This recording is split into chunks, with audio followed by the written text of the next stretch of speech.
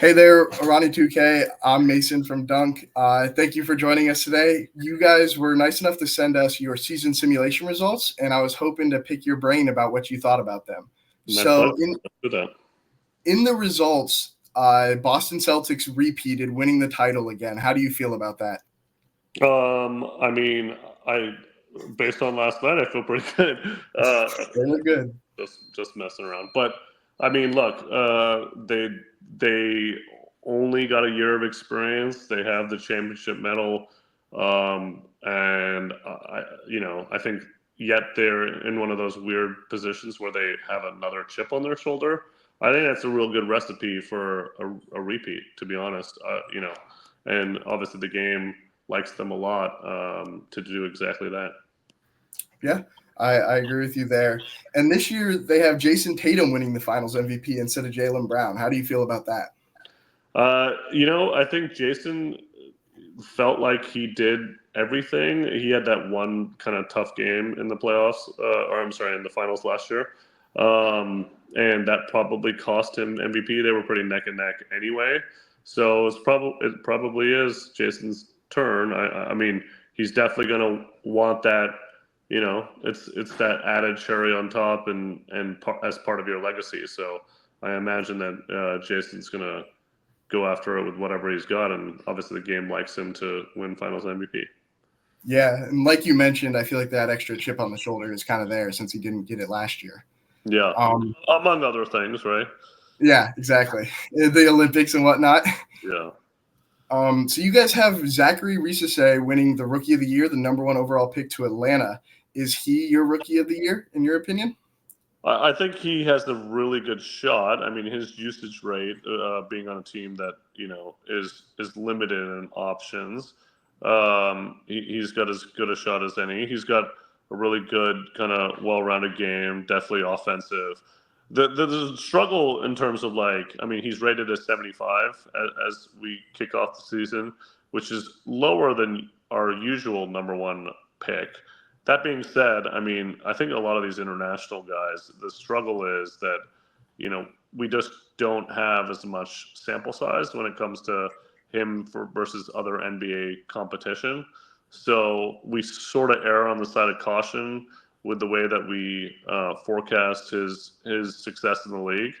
But obviously the game likes him because he does win Rookie of the Year in our sim. So excited to see, him really take off in his first season. Yeah, I agree. It's just hard to compare to the number one overall pick last year. Uh, That is a challenge. is a challenge. And then speaking of the number one overall pick from last year, Defensive Player of the Year, no surprise, it's Victor Wembanyama. How are you feeling about that one? I mean, he was right there at the end of the year, and it's kind of crazy. Like he could put up, I don't know, 300 plus blocks, maybe approach 400 plus blocks.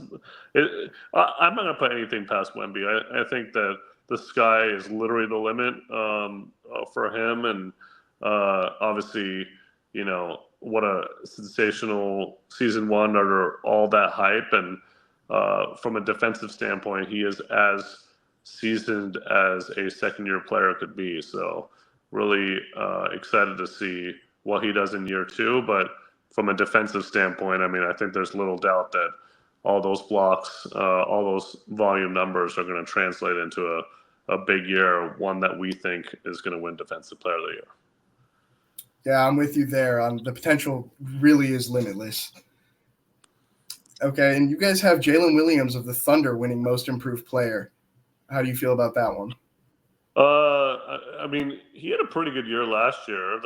Would be another leap, but I mean, that Thunder team is coming. I mean, they're here, obviously. Winning a round in the playoffs last year, but they're obviously we have them going to the finals this year and taking a couple steps forward. But I mean, they're just so young, and there's so many pieces, and for him to be a complementary piece with his skill set, why not? Yeah, he is definitely in that consideration. I agree with you there, and I do agree with the 2K sim that I think it's going to be the Thunder and the Celtics in the finals as well. Oh, So, okay. yeah. So before the finals, you guys have the Celtics beating the Knicks in 6 in the Eastern Conference Finals. How do you feel about that? And did last night change your opinion on the Knicks at all? No, last night I think is an aberration. I mean, it's going to take a minute for them to get Cat acclimated. More so, the teammates acclimated with him. They're going to have to figure out how to play defense consistently. But it's a Tom Thibodeau team. I think they're going to be perfectly fine. I just think it's going to take them a minute. And to go against the defending champions when they're amped up and making 29 threes out of 47 shots or whatever it was, that crazy number. They have to shore it up a little bit, but they're going to be fine. I personally, I mean, this is the sim. I personally don't think the Knicks are going to make it to the finals, only because Eastern Conference Finals, only because I think the Celtics are too good not to be there. And even though they're injured as all craziness right now, but I still think the Sixers get there. I just think that they have too much talent as well, the right complementary guys.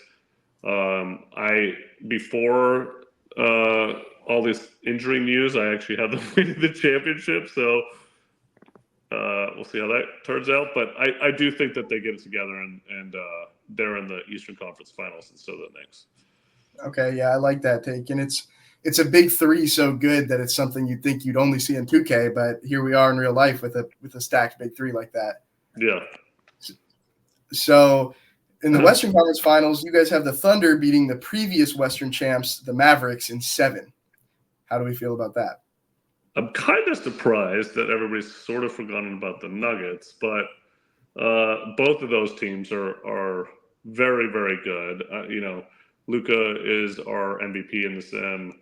Obviously, he has a monster season, and why not? So that's really exciting. And then, the Thunder. We've spoken about them plenty. I mean, just the level of talent. Shea is still so young, and his game is just metamorphosizing year over year like nobody's business. So, I mean, obviously, and then let's not forget about Chet too. Like, I think Chet, kind of got lost on the defensive end with Wemby going so crazy, but like, Chet is as good of a defensive player as anybody else in the league as well. So, I mean, that team is going to be a lot of fun, and this is not their last hurrah. They're going to be in this discussion for many years to come. I think the Sim's going to like them for several years now. Yeah, I agree with you there, especially with Chet. If Wemby wasn't in the league, he might be everybody's depoy pick this season. 100%. Yeah, for sure. Absolutely. And finally, the sim had Luka winning the MVP, and he's been close a lot of years, but he hasn't quite got over that hump yet. Are you seeing it happening this year? Yeah, I actually do think that this is wise. I mean, the chip on his shoulder. I don't know if you've seen his body. He looks a lot leaner than he usually is. He usually playing himself into shape, but he looks pretty good. Coming into the season, and getting so close to that championship, and I mean, to be honest, like running into those injuries at the end of the year and being limited in the finals, like he's going to want it bad. So he's probably going to come out and have a huge start to the season and just ride it through. I fully expect him to have another 70-point game this year. Like, his usage rate, his volume.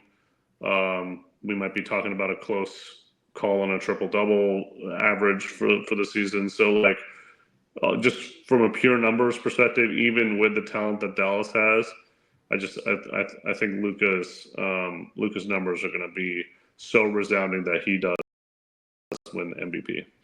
Absolutely. He can just stuff every part of the stat sheet. And every night it seems like he's putting up a fake stat line. It's crazy. Yeah. And even with Kyrie, I mean, I think that like they all defer to Luka, and he is the guy.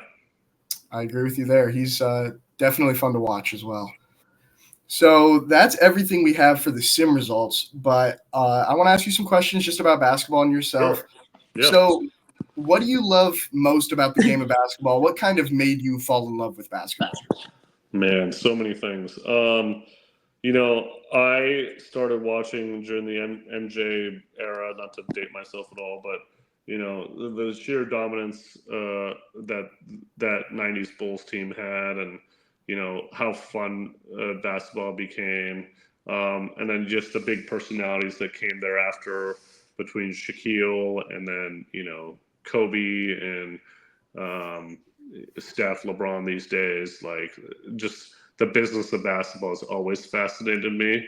I've obviously lived and breathed it for 17 years now, but I've always just really been fascinated by that, and that's really what got me involved. But obviously, sneaker culture, all of the things that I love most in the world, basketball is a part of. So that's really what's always captivated me as far as being a basketball fan goes. Yeah, I agree with you there. Just basketball and culture, it all just like comes together so well. It's beautiful. So obviously we love basketball, but if there's a rule you could change in basketball, what would it be? It could be any level, NBA or all the levels, whatever you think. Hmm. Good question. Did you see this rule that the G Leagues employed? That I thought that, I mean, it's really small, but it's like, why isn't this already a rule? Did you see that one a couple days Yeah, ago? about how shots About from a certain distance Yeah, don't I count. Yeah, mean, that maybe it just pops in my head because of recency bias, but like, I mean, for sure, it shouldn't affect field goal percentage. Just like you shouldn't have a turnover at the end of a game when you're up so much, like things like that, just to like bring the beauty of basketball. Anything that makes basketball logical. I mean, I always found it like hilarious when at the end of a shot clock, at the end of a game, somebody would pass the ball to like not take a turnover. yeah, Like, things like that. Just things that make sense. But basketball, it really does make sense, and it just flows so beautifully. So I don't know if there's much I would change. Even like when they changed the 14 to the 14-second clock on a offensive rebound, that made so much sense too. But for the mhm. longest time, it was 24 as well. So like, yeah, it's things like that. They really tighten up the game really nicely. Yeah, I agree with your take on that rule actually, because it's just more fun for everybody when the players are throwing those shots up. Like when one of them finally goes in, it's awesome to Yeah, watch. why should you be afraid to shoot at the end of a quarter just because you don't want your field goal percentage hurt? Uh, Exactly. so it makes the game fun, but it's also they shouldn't be punished for that. I agree. If you weren't doing this, what do you think you would be doing? I honestly, I don't really know. I studied to um, practice law and with the intention of being a sports agent, and no knock on the very many sports agents I work with, but that would not have been for me just because it doesn't stoke like the creativity that I really get out of my job and the different challenge each day that we have. Um, yeah, I can't tell you. Like, I know people always have their dream career that they can, spit out as their backup. I don't know if I don't know what that would be. I really don't. So I'm glad this thing worked out. I was Let's going to put it say, that way. to me, if you don't have a good answer, it just sounds like you landed where you were meant to Yeah, be.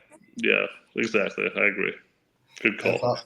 awesome. That's awesome. So this is more of a prediction, but do you think Wemby could have the highest rating in 2K26? 2K26. Yeah. So next year's Wow. game, Um, I'm gonna say I'd give it like a 15% shot. okay. Not likely. And the reason it's not any shot against Wemby, I think there's just so much top level talent in the game. I will say that I think Wemby's going to be top three, definitely top five, but number one, I mean, those top guys, Giannis, Jokic, and then if Luka's coming off an MVP season, I just don't see how Wemby knocks one of those all three of those guys off their perch. I don't see that. But again, I said it earlier. I don't put anything past that guy. Like, the Yeah. sky's the limit. It's gonna be a lot of fun for the next, hopefully, 15 years at least, of watching that guy get better. I mean, that's Yeah. the thing. Like, he's only had 1 year under Pop, and he had a lot of other things to deal with, language barrier, new country, etc.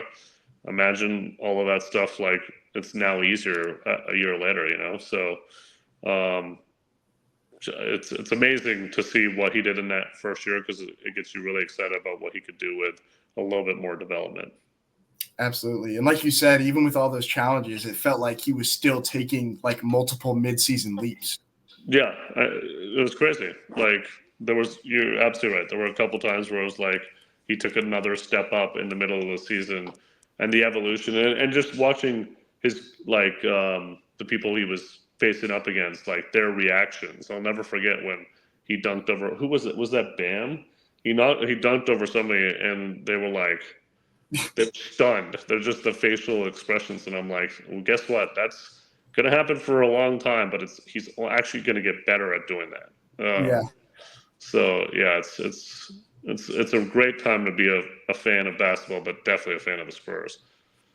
I agree with you there. It's crazy how the Spurs got to go from Tim Duncan and to Kawhi Leonard to a few years of struggling to Wemby. No, don't forget the Admiral too, David Yeah, Robinson. I mean, yeah, the Spurs of I wonder if Popovich would still be hanging on if it wasn't for Wemby. I mean, I'm sure he's really excited about getting to take the next evolution of a superstar in Wemby and get to coach him up. Pretty exciting stuff. 100%, absolutely. So we just have one last question. And do you have a favorite 2K memory or a favorite like childhood 2K memory when you first got into it? What's your all-time favorite? Man, I mean, I have a lot of them because I've been so involved with so many. I mean, like obviously 11 putting MJ on the cover, and the trailer with that. One that always sticks out in my head that I don't talk enough about is like when we jumped consoles from, uh, I guess it'd be Xbox to Xbox 360 in 2K14. That trailer, the Phil Collins in the Air trailer, like I mean, just seeing that a few days, well, maybe a few weeks before everybody else did, but like just watching and just knowing that what we were going to do to the community that day that it released, I was just so excited. 19, but getting to work with Travis and all the stuff there. There's a ton of them. I mean, obviously like 2K5, even being top 10 in the leaderboards. The first times I played the original 2K on Dreamcast, the list goes on and on, but I'm excited for the next big memory too. I'm sure it's right around the corner, knowing us. Absolutely. I love that you mentioned 11 and 14 first, because 11 is the first 2K I ever played and my personal favorite 2K ever. And there are a lot of people that say that. I mean, not surprising. I mean, what MJ did to the game and what he allowed to help us storytell around that year. Super cool. Absolutely. And obviously all of the 2Ks are a lot of fun, but the 11, just the nostalgia of the soundtrack and for everything for me, it's amazing. Yeah, I agree. All right. Well, that's all I have, but thank you so much for your time, Ronnie. It was great to talk to you. You too, Mason. Awesome. Have a good one. You too. You as well.